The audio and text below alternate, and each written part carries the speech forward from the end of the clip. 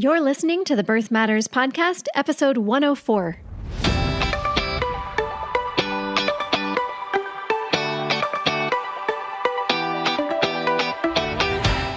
Hey there, and welcome to the Birth Matters Show. I'm your host, Lisa Graves Taylor, founder of Birth Matters NYC and director of East River Doula Collective. I'm a childbirth educator, birth doula, and lactation counselor, and have been passionately supporting growing families since 2009. This show is here to lessen your overwhelm on the journey into parenthood by equipping and encouraging you with current, best evidence info and soulful interviews with parents and birth pros. Please keep in mind, the information on this show is not intended as medical advice or to diagnose or treat any medical conditions. All right, so we left you with quite the cliffhanger in part one, just as Jessica was being told she was fully dilated and ready to enter the pushing stage. So if you haven't yet heard part one, I recommend going back and listening to the previous episode, episode 103, before proceeding with this one. In part two of this two-episode birth story, Jessica shares the rest of her unmedicated birth story with midwives in a New York City hospital. She details the contrast of her very positive birth experience to the postpartum care experience, discusses some initial breastfeeding challenges in which an IBCLC provides stellar support, and addresses a lip tie and tongue tie her son had. She also shares how important a postpartum virtual support group our Doula Collective offers was for her as a new parent, and the essential community of support she discovered there. Before we hear from Jessica, I just wanted to share a few upcoming offerings, both for expectant parents as well as for birth workers. For expectant parents, I'll be teaching Evidence-Based Birth's Savvy Birth 101 workshop on Wednesday, August 2nd at 7 p.m. on Zoom. The Savvy Birth 101 virtual class was developed by Evidence-Based Birth to give you the inside scoop on how to form the ultimate birth team. It's an excellent class to take earlier in pregnancy and before you take a more comprehensive childbirth class, and it only takes about an hour of your time. To register for Savvy Birth 101, visit birthmattersnyc.com, and the dates and registration link is on the banner up at the top of the page. For anyone listening after that date, I offer this workshop every other month or so, and the link to the next one will always be there at the top of the homepage at birthmattersnyc.com. Or if you're later in pregnancy, you may prefer to jump right on into a more comprehensive birth class, and you can find several different format options for that over at birthmattersnyc.com. This includes group class series, private classes, or an online on-demand option of the course. Please also remember that our Doula Collective offers not only doula support, but also lots of other wonderful groups, classes, and services such as pregnancy support group, postpartum support group, cesarean support group, monthly induction and lactation workshops, baby wearing classes, sleep consults, postpartum meals, and more. Visit our collective's website at eastriverdoulas.nyc. And the final announcement is for new or newish doulas who have already completed your doula training. We'd love for you to apply for East River Doula Collective's Fall Mentorship Program. We're accepting applications until September 8th, and the program will run from October to May. Visit eastriverdoulas.nyc/apply for the details and link to apply. Okay, let's pick up where we left off and hear from Jessica again. So they did one more check and I was 10 centimeters. Yeah, it was great news. But she was like, do you feel the urge to push? And I said, yeah, but I didn't really. I just was feeling a lot of pressure. And I mean, the pain, it was pain, right? Like I've been intentional in talking about it as intensity, but at a certain point, intensity was downright pain.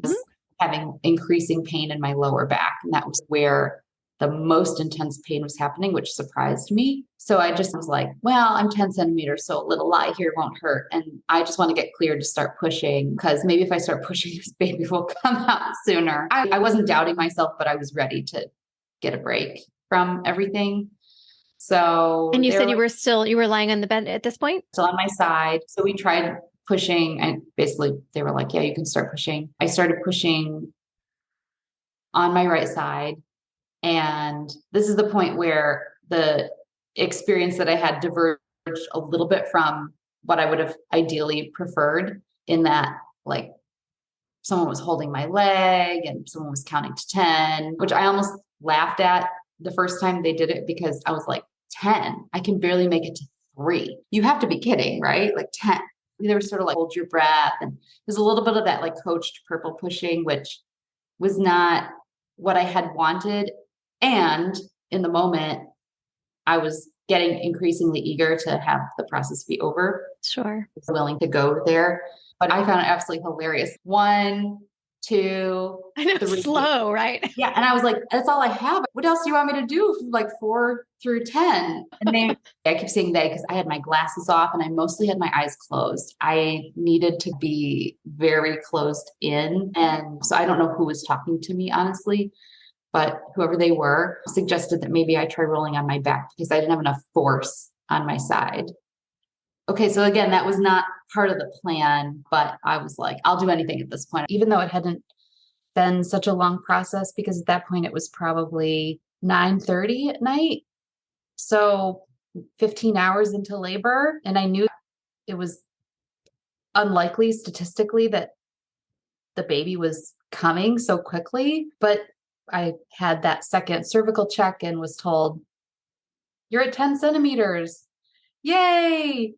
Do you want to try and do this? And I took that as license to just really, in a way, replicate all of those scenes that you see in TV and the movies. And I think some of the things that I had thought I had prepared for did go out the window at that point, in terms of, it's not you who expels the baby, it's your uterus. Just let your body do the process. Like, I was like, I'm taking control of this, and I will get this baby out. And the discomfort that I was in pushed me into that place mentally. And I thought, I got this far, so I can do this. So I was encouraged to roll onto my back, because being on my side with the peanut ball just was not, they were trying to count me through some pushing timed with the contractions. And I could hear them murmuring, she's not strong enough. She doesn't have enough strength in this position. Huh. Thanks. Yeah. Yeah. But I did. Did it feel that way to you? It did feel that way to me, because the peanut ball was in an uncomfortable position, and it wasn't, it was probably not the right sized peanut ball. And so I was having to work to hold it in place, and didn't have a lot of extra energy at that point to give to the process. That makes sense. When I rolled on my back, I did feel like I had a new set of muscles, or just more of an ability to bear down. So I felt the force more strongly at that point. And so they're counting me through 10, and I could get through pushing very hard through maybe 3 counts. And then after that, I felt bewildered. And in my mind, I was looking around, how do you expect me to make it to 10? There's no way. Like, I can't, I'm giving so much effort. This is a joke. Right? This is a joke, guys. Like, of course, I couldn't express any of that. But there were these 2 moments that happened during that probably 40-minute process, from when I went onto my back and really started that active and coached pushing, which was that I could hear the cries of new babies on the floor twice. And at Metropolitan Hospital, they play a little song on the labor and delivery floor over the loudspeaker every time a baby is born, the little like twinkly, like lullaby type song. So that was such a grounding moment for me, because I felt pretty confident that my baby might be the next one. And it was just really sweet to hear those new baby cries just through the walls. I love that you noticed that. That's kind really of encouraged cool. me. Yeah. I'm leaving out the part where I heard some screaming also. Sure. The screaming and then the cry. Speaking of screaming, I myself was screaming at the end. I had been focused so hard and had a wonderful nurse there who just kept telling me to go low. And my doula kept telling me, like, keep it low, go lower, like in terms of my voice and these guttural sounds that I was making and using to get through. But at a certain point, when I started to feel the crowning happening, I found these very high notes in my register and I was just all out screaming. And during that sort of penultimate push, when I felt the crowning start to happen, that was a really scary moment for me. The sensation of burning and stretching. And it caused so much fear because it was a very different type of pain than what I had experienced during the whole 16 hours leading up to it. And even though I knew to expect it, that was the one moment of doubt where I backed away.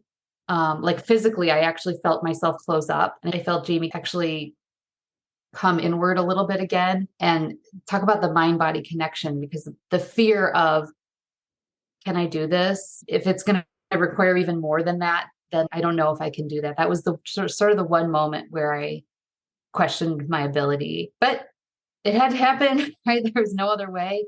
And so that was probably the most painful moment of the entire experience, was that penultimate push. The midwife was very kind. She said, do you want to reach down and feel your baby's head? Because I indicated in triage that I was interested in that. And I said, no, I don't want to do that. I was too scared. I thought I might feel something that would be traumatizing, and I was concerned about tearing. And so I just, in the moment, just said no. And so she said, okay, it's okay. That's fine. And it can be really unpredictable in ways, right? What we think we might want, then often it changes, and that's okay. We just have to roll with it, right? Yeah. The next contraction came, and I don't remember if someone said out loud or if I just knew that this could be the one. And so I just gave it everything that I had, and there was heat and the ring of fire and burning and pressure and pain. But then the whole atmosphere in the room changed all of a sudden because the head was out. And I'm not sure I could tell physically that's what had happened, but they were like, just one more and we'll get the shoulders out. And then that's it. Your baby's here. And that last push to birth his body was such an incredible feeling. I felt everything. I felt like these limbs coming out of me, and I just felt like this warm and wet and carnal and very animal sensation, very slippery. And then there he was. And then they just put him on my chest, and it was just a totally surreal moment. Don was crying, Jamie was crying, and it was just such a beautiful moment. And I thought I would cry. I'm a pretty emotional person, but I didn't cry at all. I was just in so much relief that the labor was over, or at least most of it. And I still didn't have my glasses on. I had my eyes closed for almost all of the last few hours. It just helped me concentrate and focus. So I couldn't see very easily. And I think I might have also been a little slow to just open my eyes and like come to this new thing that's happening. But I heard them talking about he was born in the membrane. And I was like, what? And by the time I think I really saw him and maybe put my glasses on, someone must have handed me my glasses, he was no longer in the membrane. But we do have a picture of the midwife like holding up the membrane, and they were like, well, we guess your water didn't break earlier. Kind of makes sense, but like the ball you were bouncing on was wet, so we weren't really sure. So anyway, your water never broke, but he was born in call. And so I thought that was cool and special. And that explained why when Don was watching those last few pushes and Jamie's head was starting to crown, I guess he didn't recognize what he was seeing, because he was seeing the sac intact over his head. And he was like, that doesn't look like a baby's head. What is being born here exactly? So he shared that with me later. Yeah. And sometimes it can be membranes and baby's head is right up against it. Or sometimes there can be some forewaters, some fluid there, which can make it even squishier than the baby's head is. Yeah. Yeah. How interesting. He said it looked bluish. And he was like, I'm pretty sure that whatever our baby's head looks like, it's not blue. Yeah. Anyway, I thought that was cool. And I don't know, is it true that it's a symbol of good luck or something like that? Yeah. It's thought to be a very auspicious sign in some cultures. And the Dalai Lama has to be born in call to become the Dalai Lama. Did you ever, I just wanted to ask if they ever suggested artificially doing a low artificial rupture of the membranes, or because they thought it had ruptured, didn't, or I was just curious about that. Yeah, it was never suggested. I didn't get this feeling based on the very deep respect I felt for my birth plan in that hospital that such a thing would have even been suggested to me personally, based on just the types of, I would say, dialogue, but it wasn't really dialogue that we had in triage when I presented myself and handed the paper over. But I think they got the idea that something like that would probably not interest me. So it never came up, and they never made a big deal about whether my water had broken or not. They just were speculating that it had, and I didn't know what that would feel like. And I'm pretty sure, correct me if I'm wrong, that it can be very different, right? So for some people, it's a gush. For some people, it's a trickle. So Mhm. I knew I didn't have a big gush moment, but I didn't think Mhm. that meant anything necessarily. Yeah, I love that. And I just wanted to ask that and point that out a little bit because it is so common with most of our hospital OBs anyway to just say, I'm just going to break your water, especially in the pushing stage. And especially if things are going slowly and you had a fairly efficient labor, right? So that could be another reason. But also, I just love that you were very thoughtful about your choice of birth location and provider so that you had such respectful care who really honored your preferences and your wishes. So, hooray. Yeah, those end Totally. call births are very rare in most hospitals because of what I just detailed. I So, I see. love Yeah. hearing that. That's really cool. I don't think I knew that part of your birth story yet. So, fun surprise. It was great. And I do remember when I first held him, again, I didn't really have my glasses on yet, but I felt the umbilical cord wrapped around his left leg. And it was just cool to get to feel what that felt like. And he stayed with me for the golden hour. And the midwives or nurses at that point did hook up Pitocin drip, which I was fine with just to prevent hemorrhage. And they helped me deliver the placenta, which they then showed me upon request. So I got to just take a peek because I thought that was really cool. And I did wind up having a second degree tear. So they got to work stitching that back up, which was not my favorite part of the experience, suffice to say. But Jamie, my doula, stayed with me the whole time. And just talking to her actually helped me get through that experience of just having to lay there still. And I still had Jamie on me, and we were just sort of like having our moment. And they took Jamie over to the other side of the room, I think after the golden hour, and they did a second APGAR score, which I recently was going through some of the paperwork and saw that he got a 9 on both of his APGAR tests, which cool. Good Ooh, job, that's kiddo. as close to perfect as you usually will get. Yeah. So that 10 is the perfect score, but almost no baby gets a 10. Yeah, I didn't know at the time either of his scores, but I figured if there was an issue, they would let me know. Can I ask you a quick question on the tearing? At what point, if you remembered, at what point did they tell you what degree tear you had? Or did you just see it in your record later? Or No, they told me while I was still in the delivery room, like while they're taking a look and analyzing and figuring out how are we going to try to help with the stitches. There was some debate back and forth, and that was what they landed on. So they just discussed it openly in front of me. oh, great. I think that's great because you deserve to know, have the specifics about the state of your pelvic floor, especially if you were to go seek out pelvic PT. If anyone was to, it's helpful to just have some knowledge because it's your body. And so many people aren't told that. So I really am grateful to hear again, another great sign of a good, respectful care provider is telling you that information. Either Wow. some people aren't really hearing it in the moment. So either in the moment or at least at some point.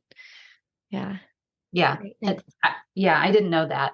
There was one mix up in terms of communication where I had requested that Jamie not get that. Is it like an antibiotic eye ointment? Yep. Erythromycin. Yeah, I had requested that we skip that, but it would be fine for him to get the vitamin K and hepatitis B shots. And for some reason, they did. I know that they heard me when I made that request, and I think it just was forgotten, honestly. So they put that gel on The his goop. eyes. Yeah, very goopy. So they apologized when I was like, oh, I didn't really want that. And we tried to wipe some of it off, and it was fine. I get that things happen. One thing I wanted to share was, so it was probably 11:30 or close to midnight around the time that the process of evaluating and stitching my tear was done. And Jamie had his sort of evaluation and shots and the footprint or whatever they were doing over on the other side of the room. It was approaching the middle of the night, and it was a Sunday. And I had eaten during my labor, but not a lot. I had an applesauce packet or two, and I had some oatmeal in the morning, but not like anything like a meal. So that was a bummer. And I would say that was the first indication that my postpartum experience in the hospital was going to be very different than my labor and delivery experience. Yeah. And since going through that, I've learned that a lot of people have a Jekyll and Hyde type of situation in the hospital. And actually, from my conversations with other women, sometimes the great part is the postpartum care part. And sometimes, and for me, it was the opposite. Yeah. Why should we have to pick and choose? It's frustrating. Yeah. I wish I had a local birthplace I felt like I could wholeheartedly recommend on both fronts in both of those units. Yeah. So like we ordered food from Gracie's Diner on 2nd Avenue, which was like an old staple of mine because I used to live in the neighborhood.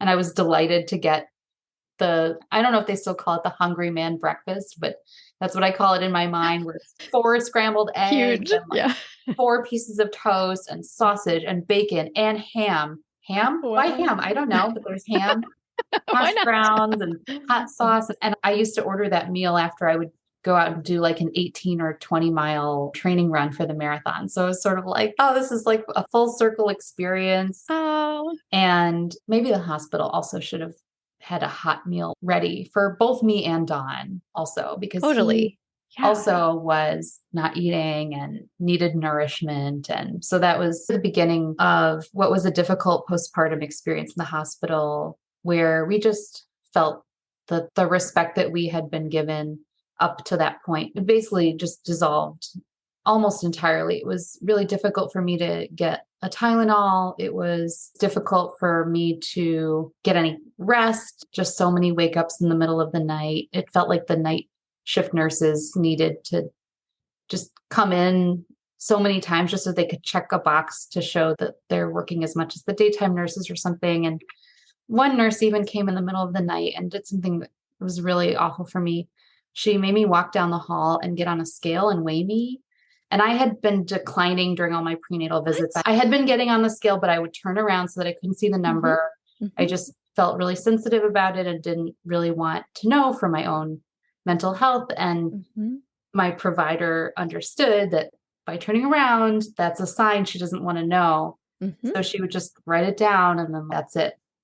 This woman, I just stepped on the scale and I turned around so I couldn't see the number. And then she said it out loud to me. And I was just so fragile at that point. The hormones that I was experiencing just had me very emotional to begin with. And I don't even know to this day why she weighed me. No one else I've ever talked to has gone through that experience, like 24 hours after giving birth. I don't think it's medically necessary or indicative of anything. No, you're right. I just went back in my room and sobbed, and Doc stepped up and started telling the nurses, like, no, you can't come in right now. And we just started to find our voice a little bit more, the way that we had in labor and delivery, where we were very clear. We do want this. We don't want that. We sort of, I think, forgot that that was our right to be able to control who came in and out of our room to an extent, or at least question why they were doing certain things. Request that they come back later if it wasn't a good time for us. And we also had a couple of the midwives stop by and just check and see how we were doing. And we shared with them that we weren't having the best time with those postpartum nurses. And similarly, they encouraged us to just say it like it is and ask people to leave if we didn't want them to come in at a certain point. It was nice to get that understanding from those midwives who understood that maybe there wasn't a parity between the two experiences that we had in the hospital. We had a hard time getting breastfeeding started. So we requested to see the lactation consultant in the hospital. I think in your class, you had encouraged us to request that early and often. And even if it's going well, just have them come. You never know. They might be able to just help make things more comfortable. Or if there is a problem with the latch, they can really intervene early, and getting breastfeeding going early is so important, right? In terms of establishing supply and also feeding the baby who needs nourishment. That also was a bit disappointing. The lactation consultant came into our room and basically read to us from a pamphlet and didn't want to do anything where I got Jamie in my arms and didn't want to get her hands dirty, so to speak, with us and like help with position and like checking his latch and all this stuff. It was very like, here's this pamphlet. I'm going to read it to you and we're done here. Good luck, honey. Oh, you've got to be kidding. I'm so sorry. Yeah. You know if that was an IBCLC or not? I don't know. I think we tried to ask, and something in me made me think that she was not an IBCLC. It sounds like not to me. Yeah. Not all hospitals have IBCLCs. They should. And for listeners, if you haven't heard of an IBCLC, that's an international board certified lactation consultant. That's the top level of breastfeeding expert. And all hospitals should have that, but they don't always. Yeah. The way that it was positioned to us was that we were lucky to see anyone. So just be thankful that someone came to your room. Yeah. Actually, the midwife who had been the primary person who was there during my delivery came, and she was able to help far more. She gave us just 15 minutes, but she helped me try a couple of different positions with Jamie, and she just was really encouraging. And that's what we need. That's so much of what we need. That made a difference. Like I had taken, I believe it's called the natural breastfeeding course. Can you remind me the name of the person who teaches that? Yeah, I'll put it in the notes. It's a couple of people. I'm trying to look it up real quick to remind myself, actually. Nancy Moorbacher. Right. Nancy. Yes. Nancy Moorbacher. And then there's another person as well, but Nancy's the main one. I had taken that class, or it's really watching a series of videos prior to giving birth, but it's one thing to watch some videos and it's a whole other thing to do it yourself for the first time. And I felt really committed to it, but I knew it wasn't going well by the time we were ready to be discharged from the hospital, which was about 72 hours after giving birth. Not quite. It was about maybe 2.5 days, close to 3 days. That's longer than most vaginal births. Interesting. Yeah, it was distressingly long. We could not wait to get out of there. Yeah. Part of it was Don had decided that he wanted Jamie to be circumcised. And they said that they couldn't perform the circumcision, I think, until 24 hours after birth. And since he was born at night, that sort of forced it to take place on Tuesday. And then my memory is a little fuzzy here, but maybe they couldn't get anyone to do it on Tuesday. So it had to be on Wednesday or first thing Wednesday morning. So it just felt like there were just all these delays and rules, and we were begging to go home. And we were afraid, I don't know if this was true or not, but we were afraid that if we just left on our own, that we might encounter issues with our insurance. We talked about that possibility, but we were a little too afraid to execute on it because just knowing the bill for something like that, we didn't want to do anything that might stick us with a 5-figure bill. Yeah, absolutely. That's good that you had that awareness, because a lot of people wouldn't realize that there might be ramifications with insurance. But I'm sorry that you were there longer than you wanted to be. That's really frustrating. Yeah. When you're not receiving good support, of course, especially in all the disruptions and stuff. Yeah. At the time of discharge, Jamie had lost about 9% of his body weight. And so I was pretty concerned. So they let us go. And it's funny, they didn't say anything to us about formula supplementation. I was never encouraged to pump while I was in the hospital, even though I knew I was having some difficulty feeding him. A pump was not offered to me. I didn't bring my own pump because I was told I wouldn't need one, that the hospital has lots of pumps. So I think that there were probably some missteps in those first few days. And maybe that is the fault of the lactation consultant or the nurses. And I certainly didn't feel like I was in the right frame of mind to be thinking expansively about, okay, I feel like this breastfeeding thing is not going quite as well as I would want. What do I need to do right now to make sure that I'm helping my milk come in and just doing everything I could? So luckily, one of the best things I think I did for myself in those last few weeks of pregnancy was I had looked into lactation consultants that were in my neighborhood. I had called them and spoken to them on the phone. Nice. And gotten a feel for how well we might work together and tried to figure out the insurance landscape, although it was very tricky. When I asked my insurance company, a big insurance provider, by the way, United Healthcare, please send me a list of the IBCLCs who are in network within a whatever 5, 10, 15 mile radius. this is in Queens, New York, like the world's like most populous place, or not the world, but like in the United States, there were 5. The list was 5 lactation consultants. One of them was in New Jersey. And that was the universe of in-network providers. And that's more than most insurance plans have, with the exception of Aetna. Yeah. Yeah. Yeah. So I even called one of them who was not in New Jersey. She was in Queens. And she said, specifically, what kind of insurance do you have? And I told her, and she was like, yeah, they say that I'm in network, but none of my clients get reimbursed when they work with me. So I just want to share that with you up front. So anyway, I had mentally set a few $1,000s because a visit can be $250, $300 plus for just one visit. So I was like, we'll figure that out later. And I made an appointment with a lactation consultant. It was Kara at City Lactation in Queens, who turned out to be so wonderful. Yay. I made that appointment with her for the day after we got home from the hospital. I made it while I was still in the hospital because I just had this feeling like I needed real help and I wasn't getting it where I was.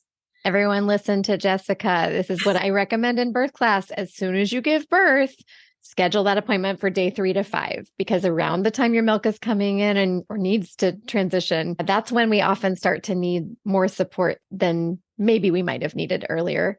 So listen to Jessica. I'm glad you did that. Yeah. We went to Kara's office and she weighed Jamie and he was still losing weight. And she gave us very clear instructions. And it was not easy to take. I definitely cried after that appointment, but she said, you're going to go to the store right now. You're going to get formula. We didn't have any in our house because I was like, oh, we don't need it. I'm just going to breastfeed. It might not be easy, but it'll work. And so that was wrong. She was like, you're going to go to the store and get formula. You need the liquid kind because it's sterile and your baby is 4 days old. So you're not going to mess around with powder. And this is also at the time of concerns in the formula market around recalls. So it doesn't matter what kind, just go out and find anything that you can. Liquid is always recommended for a full-term baby who's 2 weeks or less, either that or donor milk, one of those. And she got me on a triple feeding regime, which meant that I would try to latch Jamie and get him to nurse.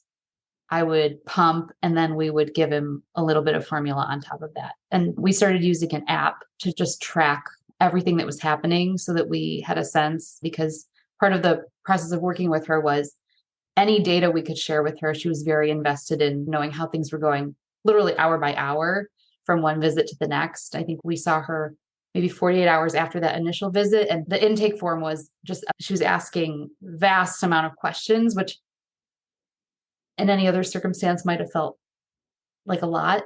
But even just being asked these very granular questions about how many times a day are you pumping? How long are you pumping for? How many milliliters are you collecting, or ounces? How long is the baby latching for? Just the whole universe. She just wanted to know the whole universe. I felt so seen and cared for, and like I really had someone on my team. And so it was a really difficult journey. We did triple feeding probably for about 5 weeks. And so I couldn't really do anything except concentrate on that process for that entire time. And even like going out and taking Jamie for a walk, right? It was April. There were some nice spring days and the flowers were in bloom. It was difficult because I was just constantly thinking about the next time that I needed to pump, and my pump only works when it's plugged into the wall. I just felt pretty stuck. And Jamie finally did start gaining weight, and we made our way out of it. Part of the process, that the guidance that Kara gave us, was suggesting, not diagnosing, because my understanding is that IBCLCs are not qualified to diagnose oral ties, but they assess and refer. Yeah, she referred us to someone to have a true diagnosis. And so we went to Dr. Fatina at Gramercy Kids Smiles in Manhattan, and she took one look and was like, yep, I see a lip tie, I see a tongue tie.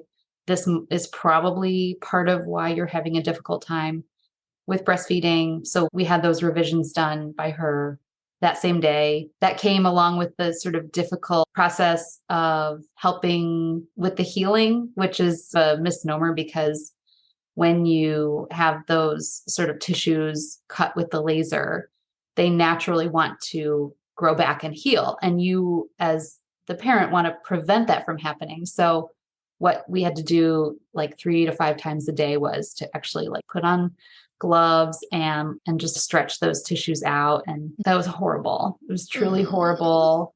Yeah. And Jamie would scream, and he was such a good baby. He didn't cry or scream ever, except for when we did that. And we hated doing something that hurt him, but we thought maybe it would help overall. And I'll never really know if it did or not. There was never a moment of dramatic change. Things just slowly kept getting better. And the bigger and stronger he got, the better his latch was. And it felt like my milk supply took ages to transition, but that felt like that slowly happened too. Maybe by the end of the second week, I felt like I had a decent supply and started counting in ounces and not milliliters, which felt like a really big deal. And I remember the first time I froze a little extra breast milk. That was such a victorious day for me. The just extra 3 ounces went in the freezer, and I was just so proud of myself. Yay. One other thing that we did in the process of breastfeeding was, at Kara's suggestion, we tried working with a chiropractor. And I actually had reached out to you, Lisa, because I saw you had written a Google review of this chiropractor that she had recommended. And we went for a few visits and we weren't convinced. I think a lot of people trust and love chiropractic care, and we just are not those people. So we decided to just stop with that. We didn't feel like it was really helping, and just one more appointment that we had to get to, and it's a lot. It's a lot. It was a lot. And I should have mentioned, we also saw Annie Frisbee at City Lactation. So it was Kara Kohler and Annie Frisbee were both there for us. In fact, even now, being 8 months postpartum, I met with Kara virtually about a month ago. Yeah, to discuss just the process of weaning and what my options were to take it slowly. Yeah. And it was like seeing an old friend. And I'll just always be so grateful to the two of them for being there around a very emotional and difficult topic, like my ability for my body to feed and take care of my baby, where it felt like I was failing and he was failing and we were a failure, and what bad things could come from that. It felt so frightening and upsetting to feel unable to care for him in those very first days.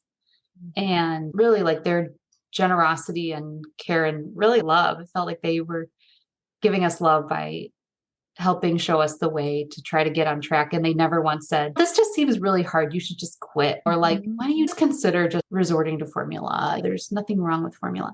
And a lot of people make that choice, and I totally respect it. And I have just a newfound respect for anyone who goes on any sort of a breastfeeding journey. And they would support that if that's what someone wanted, for sure. Of course. Yeah. But they let me lead and say, this is really what I want. And they were like, okay, here's what we're going to do to make it happen the best way that we can. That just makes my heart sing, hearing that about Annie and Kara. They have supported countless clients of mine. And I may have told you this, but for listeners, Annie is one of my dearest friends. Our daughters are best friends and are going to camp this summer together and vacation together. And she's been one of my dearest friends for like 20 years. And so it's such a delight and such a joy to have her, to know that I can trust my clients to her and to Kara, who works with her and for her. So I'm so glad that you had that supportive experience. Absolutely. The other things I think maybe to share about our postpartum experience through the various social media of the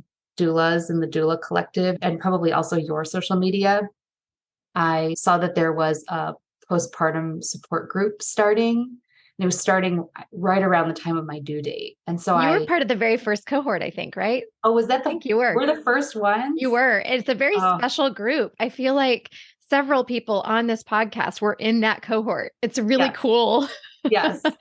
Yes. I really enjoyed listening to their stories. So I think I emailed someone and said, I might not have a baby at the time this group starts. Am I still allowed into the club? And they were like, yeah, come on. And it's true. I attended the first meeting still pregnant. And then by the time of the second meeting, a week later, I had a baby. So the timing worked out really well. And there were 2 of us in the group of maybe 14 or 15 women, I would say, who had babies, I think, right at the beginning of April. So we were the last ones in terms of having the littlest babies. And it was so helpful for me to get to know these moms who had babies who were a month or 2 months or even 3 or 4 months older than Jamie. They helped me understand what was coming for us. And they would talk about all sorts of issues with absolute frankness and no filter, which is, I think, what just me personally, that's exactly what I needed at that point. Because all the preparation that you do, there's so many things that you really can't know until you're in it. And having a group of women, first facilitated by some of the doulas who were with us during our births. And then just after the group met for our 6 sessions on our own, we just dove into some really crucial topics around some of the things you would expect, like breastfeeding, for example, and feeding in general, but also like relationships with partner and relationships with family. And those facilitated conversations did such an amazing job of bonding us as a group. And on any given day now in our WhatsApp group, there are 100 or 200 messages exchanged every single day. Wow. And it's love been, it. yeah, so it's been about 8 or 9 months of that kind of connection. And I've still never met any of them in person, and it doesn't even matter. I call them all my friends. And so it was a huge blessing that I didn't even know was coming my way at the time I signed up. I just thought, oh, I'll just try this. And it stinks. And I don't even have to go because it's just virtual. And Right. it turned out to be so amazing. So I would encourage anyone who has access to something like that to consider it, because even I think people who have a really strong support system around them through family and friends, it helps to have people who are in that exact moment with you to walk shoulder to shoulder with you while you're going through it. And the going through it part, the postpartum is forever. Like, this journey doesn't end just because the physical toll of pregnancy and birth on our bodies is over, or the hormones have calmed down and we feel emotionally a little bit more like ourselves. I really believe postpartum is forever. So I'm glad to have this group of women who will be part of that, maybe forever too. Yeah. I'm so thankful. And that's our Be Held, we call it Be Held postpartum support groups. We've continued them ever since that first cohort. And I'm hoping that each cohort has been a really life-giving, supportive group, similarly to yours. It's just so encouraging to hear. Yeah. And shout out to our doulas who facilitate that, because they're just excellent facilitators and listeners and community builders. So I'm glad you found that support.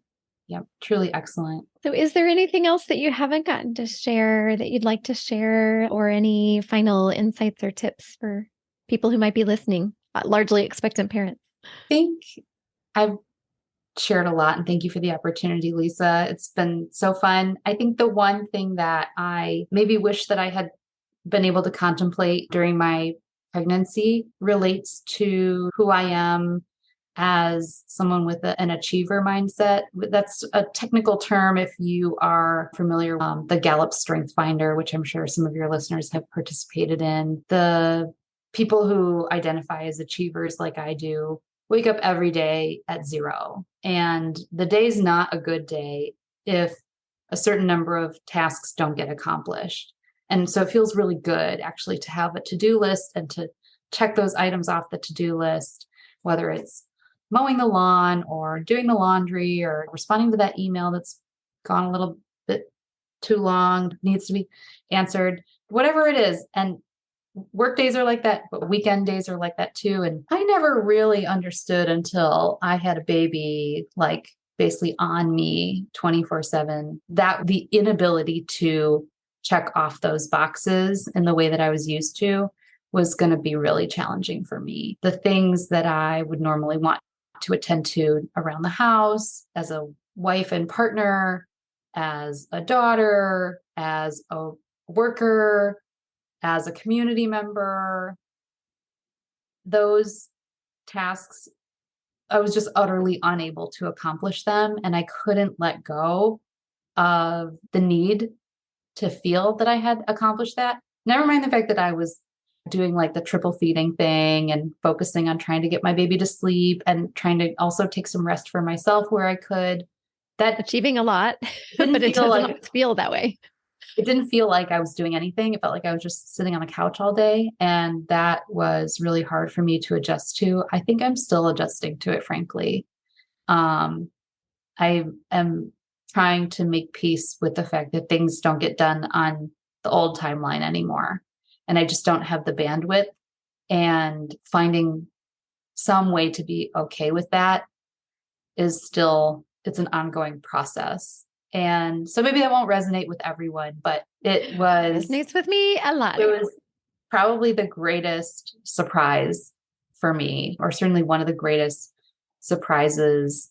And it had big repercussions in my marriage because I wanted my spouse to take over some of those things, and he couldn't either, because I wasn't the only new parent in the house, and I wasn't the only one whose responsibilities had dramatically shifted overnight. His did too. And so it was just a huge adjustment that is an ongoing one. And maybe as the years go on, maybe the process of parenting and inhabiting this new identity will bring some new perspective to whether or not all those little things really ever needed to get done so urgently in the first place. Like, I hope that I can embrace that sort of new place. It might be good for someone like me who runs pretty hard, literally and figuratively. Yeah, that's just something maybe someone can benefit from hearing, because I certainly was caught completely off guard. What do you mean I'm not going to have time to vacuum today? Like, the floor needs vacuuming. Just little things like that. Thank you so much for sharing that, Jessica. As I said, it resonates for me in a huge way. And in birth class, I do usually say something along the lines of, you have to make peace, especially in these early weeks and months. If breastfeeding is a priority for you, that it's going to feel like the only thing you're checking off the to-do list has been breastfeeding. Just about try to get a shower every day. That might do a little bit for your mental health and just feeling human, but you can't get it until you're in it. It's such an experiential thing that we just can't really cognitively absorb prenatally, and it's a long journey in many regards. I remember just the phases of like sleep patterns with little ones, and as they grow, and being like so excited as the kids got a little bit older, like several years older, and we're actually sleeping in and not getting up at the crack of dawn, because I'm not a morning person. That was a game changer for me. And just to sum all that up, to say that isn't parenting a really great opportunity for personal growth? It is like one of the biggest. It requires you to grow personally in very uncomfortable ways and very painful ways, right? And I'm right there with you with that. Like, just always to-do list. And all these things feel so important, and really reevaluating that and letting things sit. There's value in that. There's such value in that. And valuing our body's need to rest. There's so much value in that, especially as we start to age. I'm learning. Yeah, absolutely. Thank you so much, Jessica. This has been a treasured time. I have so loved hearing your reflections. You have some really beautiful, deep, important reflections that I know are going to be so valuable for people who are listening and going on this journey into parenthood. So thanks again. Thank you, Lisa. Today, I will talk briefly about a few things that came up between the last episode and this episode in Jessica's sharing. I will touch on the peanut ball, triple feeding, the team approach to tongue and lip tie, and the cognitive shift from pre-parent into early parenting in the postpartum period. The peanut ball is a large peanut-shaped ball that can be used in labor. Some hospitals have them, some doulas have them, or you could have one on hand for your labor. As you heard, if you listen to part 1 of Jessica's story, even if a hospital does have one, it might not always be the proper size for you. With either a peanut ball or an exercise ball, which we also call a birth ball, you want to be sure it's appropriately sized for your body, since there are different sizes of each. The peanut ball can be a fantastic way to promote progress in labor, particularly for whenever laboring or resting in the bed. The most common way to use it is in between the legs, but there are lots of variations on that theme, as well as many other positions we can try with the peanut ball too. In the show notes for this episode, episode 104, over at birthmattersshow.com, I'll link you to an article that I was interviewed for about the peanut ball, and I'll also link to several other reference items and visuals.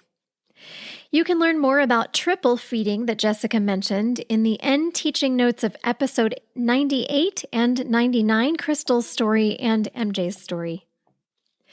Regarding the topic of tongue tie and lip tie, also known as TOTS or tethered oral tissues, I talk about this in the end teaching notes on episodes 6 and 26, and it comes up in several other birth story episodes as well. In episode 6, I define TOTS and mention different kinds of practitioners who can help to address the issue. In episode 26, I share the unfortunate but frequent conflicting advice we get between lactation consultants and pediatricians around the tethered oral tissue topic. Here, I'll emphasize again that a team approach is necessary if a frenectomy or the minor surgical incision that can be done is performed. Meaning, it's very important to work closely with a lactation consultant, specifically an IBCLC or International Board Certified Lactation Consultant, to receive guidance on some post-op PT that needs to happen, as you heard Jessica describe in today's story. And importantly, I want to share some symptoms today that a baby may have an oral restriction. The symptoms are broken down into physical symptoms in the lactating parent, physical symptoms in the baby, and behavioral symptoms in feedings. Symptoms in the lactating parent can be painful feeding with or without visible trauma to the breast or chest, misshapen nipples after feeding such as flattened, creased, or lipstick shape, frequent breast inflammation such as plugged ducts, engorgement, nipple blebs or mastitis, oversupply or low milk supply.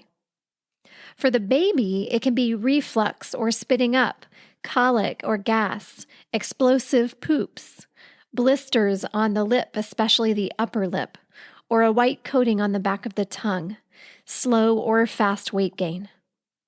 Feeding signs could be challenges with latching properly, hearing clicking noises, or signs that baby's not attaching in a way that creates effective suction, falling on and off the breast, falling asleep at the breast, biting or chomping while feeding, far more sucks than swallows, nursing for a long time and then waking up as soon as being put down. Of course, the tricky thing is that each of these things doesn't necessarily mean with certainty at all that the baby has an oral restriction, but it's something to be considered and assessed by a lactation consultant. I will link to some excellent resources on TOTS in the show notes for this episode, episode 104, over at birthmattersshow.com. Finally, consider this week, particularly if you're the achiever personality type that Jessica shared being, what kind of cognitive work might you need to do to make the adjustment from checking lots of things off of your to-do list to being able to make peace with the radically different pace you'll experience as a parent in the early weeks, months, and to some extent, years? Can you reframe it in some way as an opportunity for personal growth? All right, so here's a sneak peek of what's up next time. I really learned how to love somebody with Landon. And then with Conrad, the labor and delivery was more challenging, but my recovery was pretty swift. A matter of a week or two before I was really feeling much better compared to 6 or 7 weeks. But with Conrad, I learned to love my body again, and I learned to trust my body again. That had kind of been taken from me, that trust in my body in that miscarriage. And having an unmedicated physiological birth and letting my body take charge, really take the lead and trusting what it was doing. And I did. I really learned to believe in my body, believe that it's powerful, and have trust in it again. If you enjoyed today's episode, please share with a friend. Be sure to subscribe or follow if you're not already, wherever you're listening. Leave us a review and even sign up for our email list if you haven't. You can do that over at birthmattersshow.com. Thank you so much for listening to the Birth Matters podcast. Be well, and we'll see you next time.